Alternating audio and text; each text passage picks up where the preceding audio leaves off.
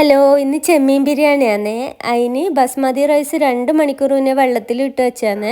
പിന്നെ ചെമ്മീൻ, മല്ലിയില, കറുവപ്പട്ട, ഗ്രാമ്പു, ഏലക്കായ്, മുളക് പൊടി, പഞ്ചസാര, ഉപ്പ്, മഞ്ഞൾപ്പൊടി, നെയ്യ്, കുരുമുളക് പൊടി, ചെറുനാരങ്ങ, സവോള, ഇഞ്ചി, വെളുത്തുള്ളി, തക്കാളി, ഇത്രയാണ് വേണ്ടത്. ആദ്യം തന്നെ അരി ചൂടാക്കാൻ വെക്കാൻ സ്റ്റൗ ചൂടാക്കിയിട്ട് അതിൽ വെള്ളം ഒഴിച്ച് വെക്കുന്നുണ്ട്. കലത്തിൽ വെള്ളം ഒഴിച്ചതിന് ശേഷം അതിലേക്ക് കറുവപ്പട്ട, ഗ്രാമ്പു, ഏലക്കായ ഇതൊക്കെ ഇട്ട് ആവശ്യത്തിനുള്ള ഉപ്പും ഇട്ടിട്ട് പിന്നെ ഒരു ചെറുനാരങ്ങേൻ്റെ പീസിൻ്റെ നീര് അതും കൂടെ അതെന്തിനാ വെച്ചാൽ അരിയൊന്നും ഒട്ടിപ്പിടിക്കാണ്ടിരിക്കാനാണ്. പിന്നെ നെയ്യും കൂടി ഇടുന്നുണ്ട് കേട്ടോ. കുറച്ച് നെയ്യും കൂടി ഇട്ടിട്ട് അടച്ച് വെച്ചിട്ട് ഇത് നന്നായിട്ട് തിളച്ച് വരട്ടെ. പിന്നെ ഒരു മല്ലിയിലയും കൂടി ഇടുന്നുണ്ട് കേട്ടോ. പുതിനയില ഉണ്ടെങ്കിൽ അതും ഇട്ടോട്ടെ, ഞാനിപ്പോൾ ഇല്ലാത്തതുകൊണ്ട് ഇടാത്തതാണ്.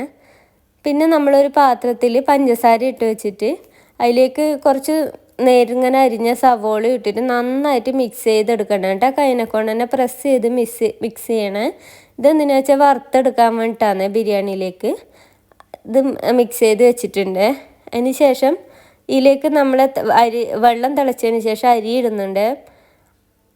അതിനിപ്പുറം നമ്മൾ നെയ്യിൽ ഈ പഞ്ചസാരയിൽ മിക്സ് ചെയ്ത് വെച്ച് ഇതെടുത്തിട്ട് സവോള എടുത്തിട്ട് ഇട്ടിട്ട് നന്നായിട്ട് വറുത്തെടുക്കണേ. നല്ല ഗോൾഡൻ കളർ ആയിട്ട് വരണം കേട്ടോ.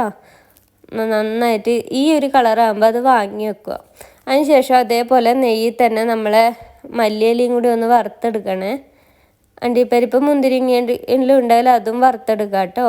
അതിന് ശേഷം നമ്മൾ മസാല തയ്യാറാക്കാൻ പോകുന്നത്. അതിന് വെളിച്ചെണ്ണ വെച്ചിട്ട് അതിലേക്ക് സവോള നന്നായിട്ട് വഴറ്റിയെടുക്കണേ.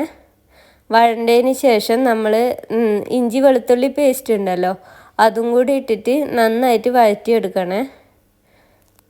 പച്ചമണമൊക്കെ മാറിയതിന് ശേഷം നമ്മൾ ഇതിലേക്ക് പൊടികൾ ഇടുവാന്നേ.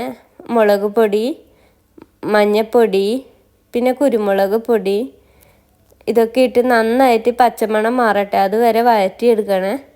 ഇതിലൊന്ന് നന്നായിട്ട് വഴണ്ടതിന് ശേഷം നമ്മൾ തക്കാളി എടുത്തിടുവാന്ന്.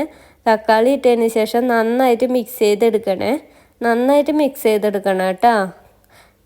ഈ തക്കാളിയിലൊന്ന് വെന്ത് വരണ്ട, അതിന് മിക്സ് ചെയ്തെടുത്തതിന് ശേഷം കുറച്ച് സമയം ഒന്ന് അടച്ച് കുറച്ച് വെള്ളം കൂടി ഒഴിക്കണം. വെള്ളം കൂടി ഒഴിച്ചിട്ട് അടച്ച് വെച്ച് വേവിക്കണം. ഇതാ തക്കാളി ഒന്ന് വഴണ്ടതിന് ശേഷം നമ്മൾ വെള്ളം ഒഴിച്ചിട്ടുണ്ട്.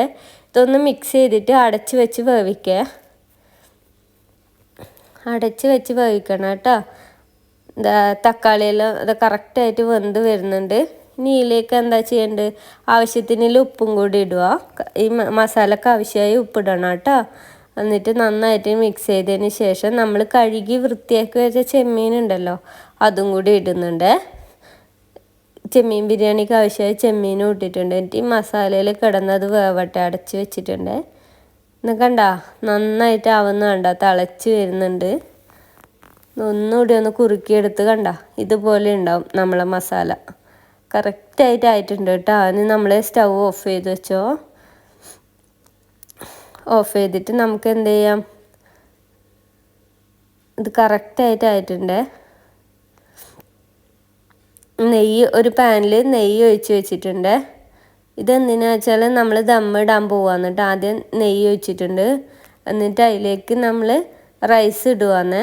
നമ്മൾ വേവിച്ച് ഊറ്റി വെച്ച റൈസ് ഉണ്ട് അതെടുത്തിട്ടിട്ട് അതിലേക്ക് നമ്മളെ മസാല ഉണ്ടല്ലോ, ചെമ്മീൻ ബിരിയാണീൻ്റെ മസാല ഇടുന്നുണ്ട്.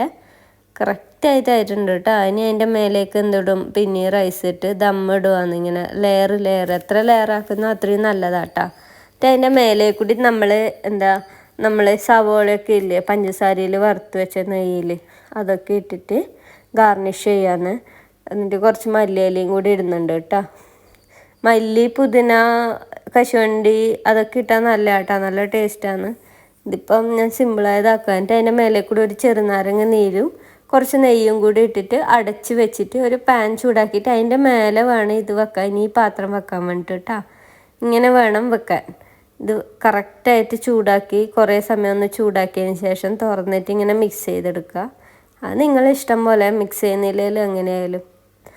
ഇത് കണ്ടോ അടിപൊളി.